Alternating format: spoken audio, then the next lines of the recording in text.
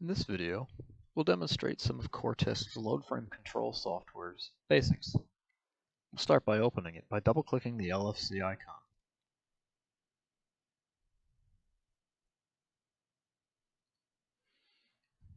On this screen, you can see the live force.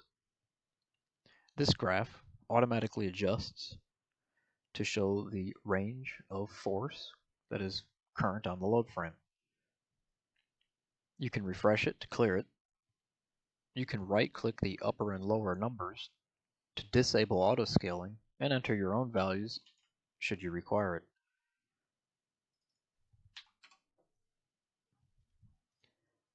The best way to use it is to leave auto-scaling enabled.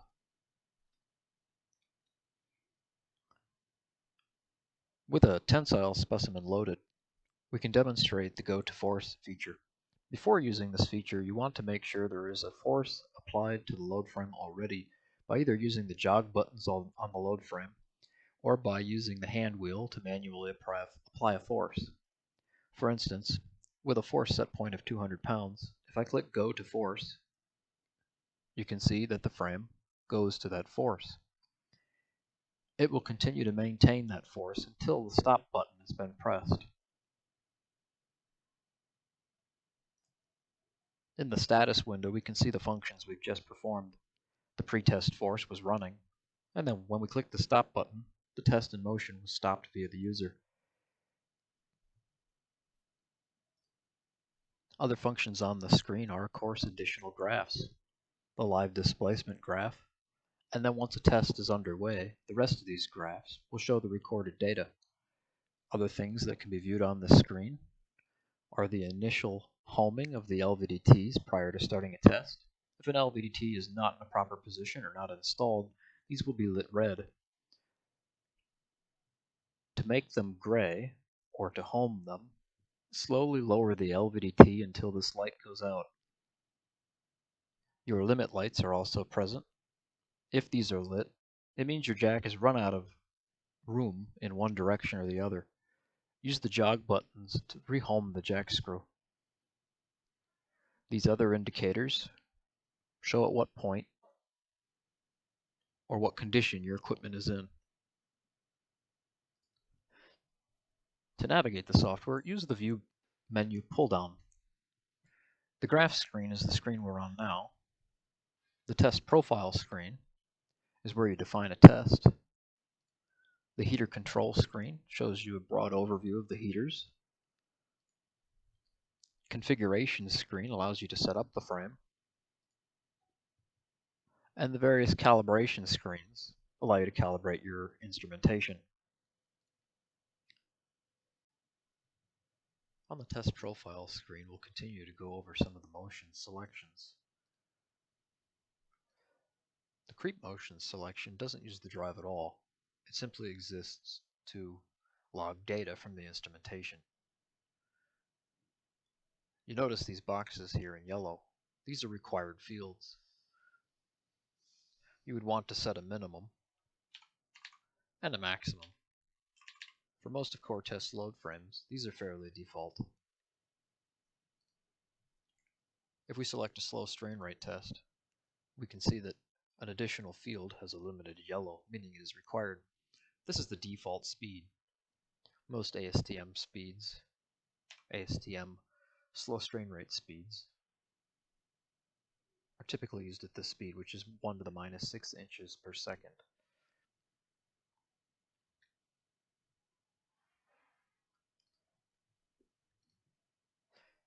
Constant force will allow you to enter a force and maintain that force. For instance, if we wanted to hold 1,000 pounds, we would simply enter 1,000 there.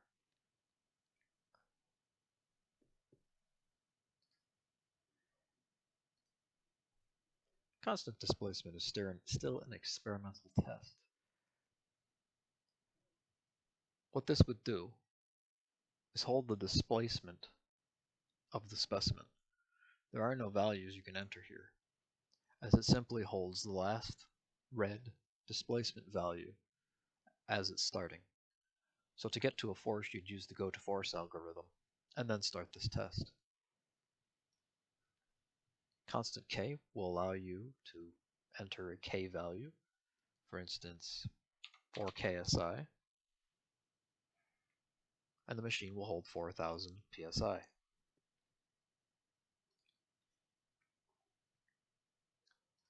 Delta K over delta time allows you to increment in PSI the specimen. So if I put a 1 here, that would mean that every second the machine would increase the stress on the specimen by 1 PSI.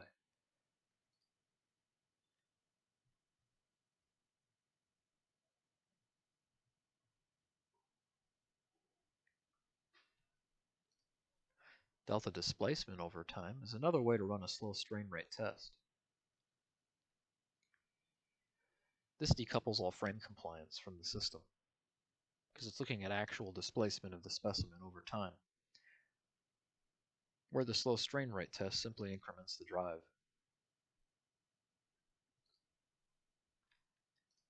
Trapezoidal force control. This becomes the peak force and your ratio. In other words, this would create a waveform at the desired velocity between 1,000 pounds and 500 pounds. This sets the dwell time in seconds, minutes, hours, whether or not you want to hold the force or stress at that specific dwell point. If you disable that, it'll allow the specimen to relax, stretch, or change force based on temperature changes.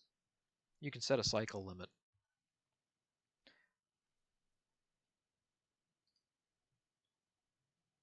Trapezoidal stress. Rippled strain rate test is performed first by running a slow strain rate test and gathering two data points, the lower stress data point and the upper stress data point, in the Young's modulus portion of the slow strain rate test. For instance, running in PSI for stainless steel, these would be appropriate numbers. And what this would do is create an offset line, 0.2% offset, and when the specimen begins to yield and reaches that 0.2% offset, it will begin to ripple at 80% of the load it was at when it hit that offset. Typically, customers will set a cycle limit of 250 cycles. This test is based off of a shell paper.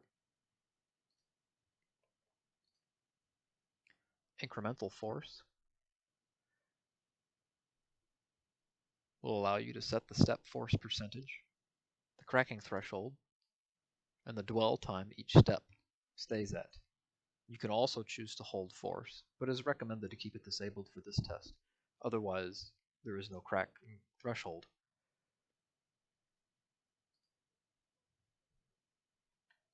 Sinusoidal force control will allow you to fatigue the specimen with a sine wave as a waveform. And once again, this is the peak force and the ratio, so it would go between 1,000 pounds and 500 pounds with these settings. It also allows you to set the frequency.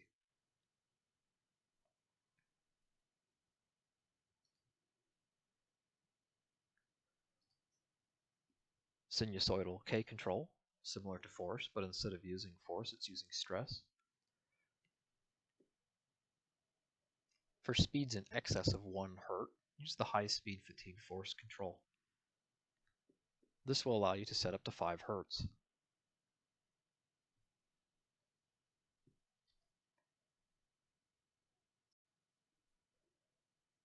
Now that we've learned our different motion selections, let's run a very quick slow strain rate test so that we can demonstrate reviewing the data. Select slow strain rate, and I will select it, or I will set it to the velocity of 1 to the -4th inches per second. This should be a fairly quick test.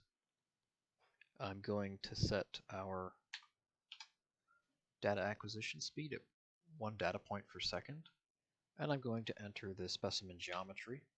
The width of the specimen is 1/4 inch or 0.25.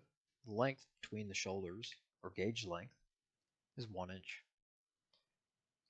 I'm going to save as the test, create a random file name, and now you can see that the test is loaded, and we're ready to start our test. We'll use the menu pull down, go to View and Graphs. This will take us to our main screen.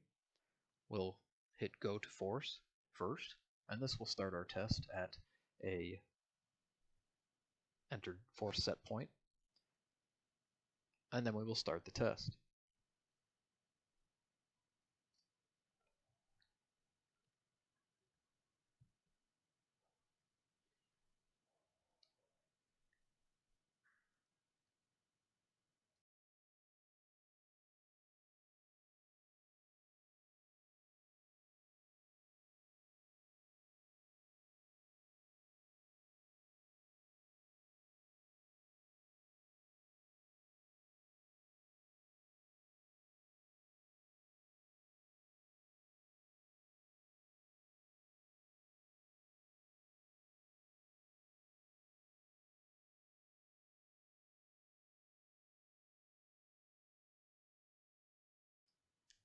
After 30 seconds elapses, the recording screens, or the graphs that the acquired data or accrued data, will start to populate. Here you can see force versus time, displacement versus time, stress versus strain, stress versus time, pressure, temperature versus time, frequency and cycles, which are not used during a slow strain rate test, and of course the DC-PD graphs.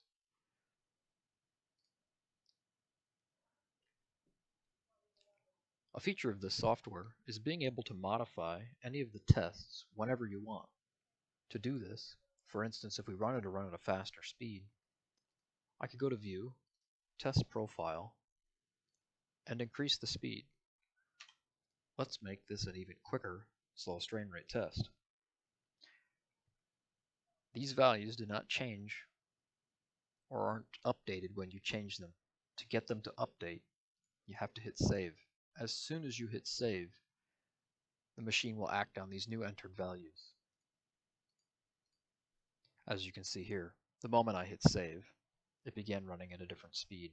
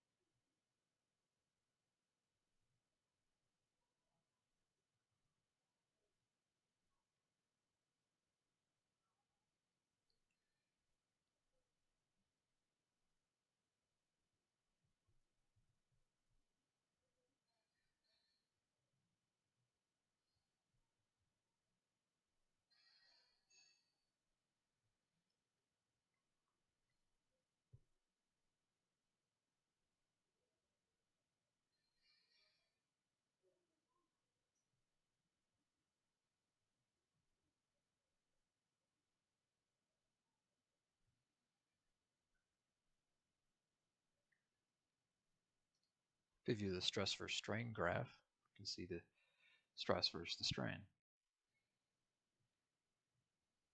For now, I'm going to watch the live force since I'm running a very fast test.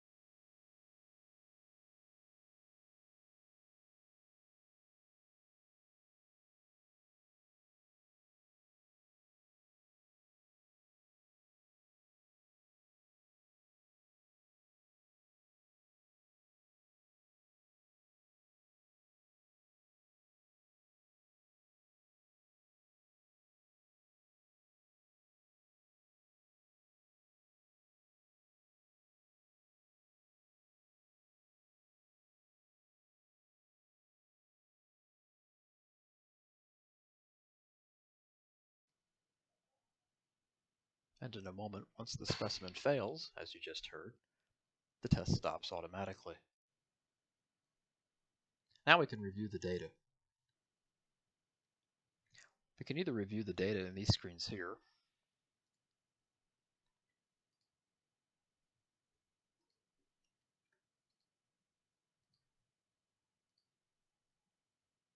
or we can close the software and open up the LFC review tool.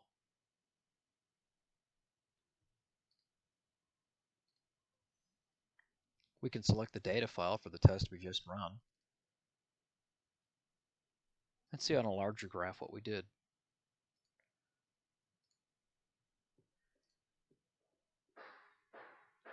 You can also choose to export the file we just ran to an Excel spreadsheet. This may be convenient for some customers. Here we can see human readable time, the displacement, force, pressure, temperatures, stress, and strain, as well as other values for other test modes. If you wish to see the raw data, open your file browser, go to your C drive, open up the data folder. Here you will see the recipe file, which is a text file. It also contains a log of what happened during the test.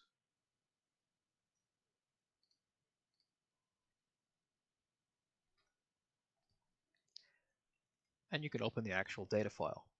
You can choose to import this data file directly into Excel by opening the .dat file inside of Excel and importing it as a tab delimited file. Otherwise, these are all of the data points for the test we just ran.